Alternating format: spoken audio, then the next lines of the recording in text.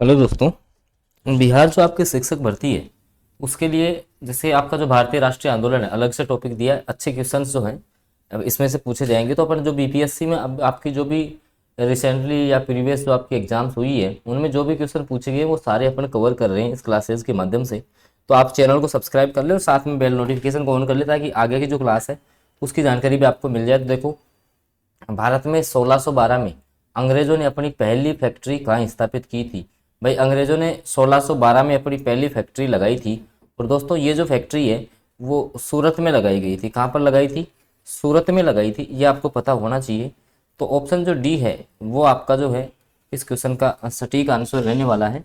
बात करते हैं अपन अगले क्वेश्चन की। देखिएगा अगला जो आपका क्वेश्चन है कि किस मुगल शासक के समय में सर टॉमस रो भी इनका नाम आपको देखने को मिलेगा। सर टॉमस रो भारत आए थे। मतलब कौन सा मुगल शासक था जिसके काल में सर जो टॉमस रो था वो आपके भारत में आया था? तो ऐसा कौन सा शासक था बताइएगा। बाबर है, अकबर है, शाहजहाँ है या आपका जहांगीर है? तो ये जहांगीर के शासन काल में जो है दोस्तों वो भारत आया था। तो ऑप्शन जो सी है वो करेक्ट आंसर हो जाएगा इस क्वेश्चन का। अगले क्वेश्चन की बात कर लेते हैं। डच ईस्ट इंडिया कंपनी ने किस वर्ष अपनी फैक्ट्री पटना में स्थापित की थी? भाई जो आपकी डच ईस्ट इंडिया कंपनी थी उसने पटना में अपनी फैक्ट्री कब लगाई थी? 1601, 32, 51 या 74? तो आपकी जो डच ईस्ट इंडिया कंपनी है उसने पटना में जो फैक्ट्री है दोस्तों 1632 है, इसमें आपके यहाँ पटना के अंतर्गत जो है फैक्ट्री लगाई गई थी। चलते हैं अगले क्वेश्चन पे।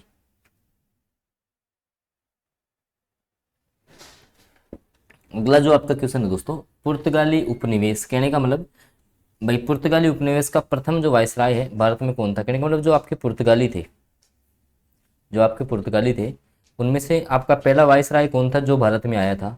तो इसमें आपने नाम सुन रखा होगा कि फ्रांसिस्को डी अल्मेडा का नाम आपने सुना होगा, जो कि आपका ऑप्शन नंबर जो आपका थर्ड हो जाएगा। ठीक है, तो ऑप्शन जो सी है वो आपका करेक्ट हो जाएगा। पुर्तगाली वायसराय आपसे पूछा है, ये भी आपको ध्यान रखना है। पुर्तगाली वायसराय भाई पहला ही वायसराय था जो कि भारत में आया था। अगला क्वेश्चन, बंगाल की द्विशासन प्रणाली किसके द्वारा लागू की गई थी? तो आपका जो द्वैध शासन है, द्वैध शासन, ये आपका रॉबर्ट क्लाइव के द्वारा, किसके द्वारा? रॉबर्ट क्लाइव के द्वारा जो है ये लागू किया गया था। तो ऑप्शन जो सी है वो आपका करेक्ट हो जाएगा इस क्वेश्चन का। अगला जो आपका क्वेश्चन है, द्वैध शासन का जनक जो है वो किसको कहा जाता है?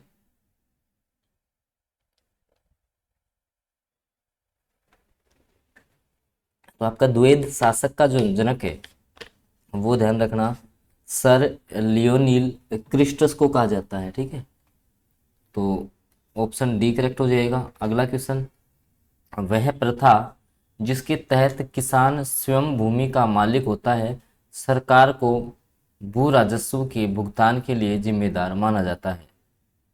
बताइएगा। भाई किसान जो है स्वयं भूमि का मालिक होता है और सरकार को जो है भू राजस्व के भुगतान के लिए जिम्मेदार माना जाता है। तो ऐसी जो व्यवस्था है दोस्तों वो रैयतवाड़ी कहलाती है। क्या कहलाती है? रैयतवाड़ी प्रथा कहलाती है। ऑप्शन बी करेक्ट हो जाएगा इस क्वेश्चन का। अगला क्वेश्चन, पागल पंथ की स्थापना किसने की थी? भाई बीपीएससी दो बार ये क्वेश्चन पूछ चुकी है कि पागल पंथ की स्थापना किसने की थी? तो करम शाह के द्वारा। किसके द्वारा? आपके जो करम शाह हैं इसने पागल पंथ की स्थापना की थी। तो ऑप्शन जो बी है वो आपका करेक्ट हो जाएगा इस क्वेश्चन का।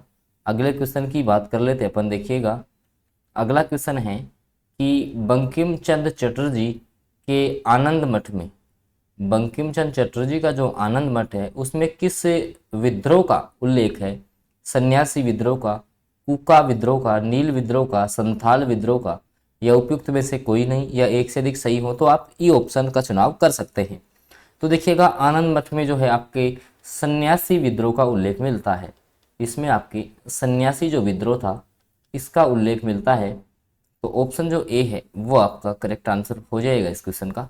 चलते हैं अगले क्वेश्चन पे। देखिएगा 1878 का वर्नाकुलर प्रेस जो एक्ट आया वो किसने रद्द कर दिया था? बताइएगा। लॉर्ड रिपन, कर्जन, लिटन या मिंटो? तो लॉर्ड जो रिपन थे, लॉर्ड रिपन के द्वारा जो आपका वर्नाकुलर प्रेस एक्ट आया था उसको रद्द कर दिया था। तो दोस्तों ऑप्शन जो ए है वो आपका करेक्ट आंसर हो जाएगा। चलते हैं अगले क्वेश्चन पे। और दोस्तों क्वेश्चंस आपको पसंद आ रहे हो तो प्लीज़ आप वीडियो को लाइक ज़रूर कर दें। चैनल पे नए हैं तो आप सब्सक्राइब भी कर लें, क्योंकि ये जो सारे क्वेश्चन हैं वो आपके बीपीएससी के द्वारा प्री एग्जाम्स में पूछे जा चुके हैं, और ऐसे क्वेश्चन ही मैं लेके आता हूँ जो 2-3 बार रिपीट हो चुके हैं। और आपका जो आने वाला टीचर जो बहाली है इसमें लगभग लगभग यहाँ से क्वेश्चंस आपके पक्के फंसने वाले हैं। तो आप जो है चैनल सब्सक्राइब करके जुड़ सकते हैं। अगला क्वेश्चन, जो रैयतवाड़ी व्यवस्था थी मैंने आपको समझाई, उसमें सर्वप्रथम वो जो रैयतवाड़ी आपकी व्यवस्था है वो कहाँ लागू की गई थी? गुजरात, मुंबई, मद्रास, उड़ीसा या इनमें से कोई नहीं। तो रैयतवाड़ी जो व्यवस्था थी दोस्तों वो सबसे पहले आपके मद्रास से शुरू होती है। आपकी ये जो व्यवस्था है वो आपकी मद्रास से शुरू होती है। तो ऑप्शन जो बी है वो करेक्ट आंसर हो जाएगा। फिर मैं बता दूं, बिहार शिक्षक बहाली के लिए बहुत इंपॉर्टेंट क्लास है, ये ध्यान रखना, ऐसे क्वेश्चंस कोई आपको नहीं करवाएगा। अगले क्वेश्चन की बात कर लेते हैं। सत्यार्थ प्रकाश की रचना किसके द्वारा की गई? राजा राम मोहन राय, महात्मा गांधी, स्वामी विवेकानंद या दयानंद सरस्वती। तो देखिएगा जो सत्यार्थ प्रकाश है, अब ये क्वेश्चन कई बार रिपीट हुआ है एग्जाम्स में, ठीक है, इंपॉर्टेंट क्वेश्चन है, बार बार जो है रिपीट होता है। तो सत्यार्थ प्रकाश की रचना स्वामी दयानंद जो सरस्वती थी इनके द्वारा की गई थी। तो ऑप्शन जो डी है वो इस क्वेश्चन का सटीक आंसर बैठेगा। अगले क्वेश्चन की बात कर लेते हैं। देखिएगा अगला क्वेश्चन है, निम्नलिखित में से कौन आत्मीय सभा के संस्थापक थे? इनमें से कौन आपके जो है आत्मीय जो सभा थी इसके संस्थापक थे? राजा राम मोहन राय, विवेकानंद, अरविंद घोष या स्वामी दयानंद सरस्वती। तो आत्मीय सभा की जो स्थापना है वो आपके उनमें आपके जो है राजा राम मोहन राय के द्वारा की गई थी। याद रखना आपको, आत्मीय सभा की स्थापना ओके कब की गई थी ये आपको कमेंट करके बताना है कि आत्मीय सभा की स्थापना जो है वो कब की गई थी। चलते हैं अगले क्वेश्चन पे। प्रार्थना सभा के संस्थापक, अब देखो 2 बार पूछ लिया, 53वीं और 55वीं जो आपकी बीपीएससी प्री एग्जाम लगी थी इसमें क्वेश्चन आ चुका है। प्रार्थना सभा, सीधा बस प्रार्थना सभा नाम आते ही जो ना आत्माराम पांडुरंग का नाम जो है सामने आता है। तो हमेशा याद रखना है जब भी प्रार्थना सभा आपसे पूछ ले तो आत्माराम जो पांडुरंग है वो आपको करेक्ट आंसर करना है। तो ऑप्शन जो ए है ये इस क्वेश्चन का सटीक आंसर हो जाएगा, आत्माराम पांडुरंग। चलते हैं अगले क्वेश्चन पे। देखो अगला क्वेश्चन है, किसने 1873 में सत्य शोधक समाज की स्थापना की थी? सत्य शोधक जो समाज था इसकी स्थापना किसने की थी? ये क्वेश्चन भी आपका 40वीं जो आपकी बीपीएससी प्री एग्जाम 1995 में लगा था इसमें पूछा गया था दोस्तों। तो सत्य शोधक जो समाज है इसकी स्थापना की गई थी ज्योतिबा फूले के द्वारा। किसके द्वारा की गई थी दोस्तों?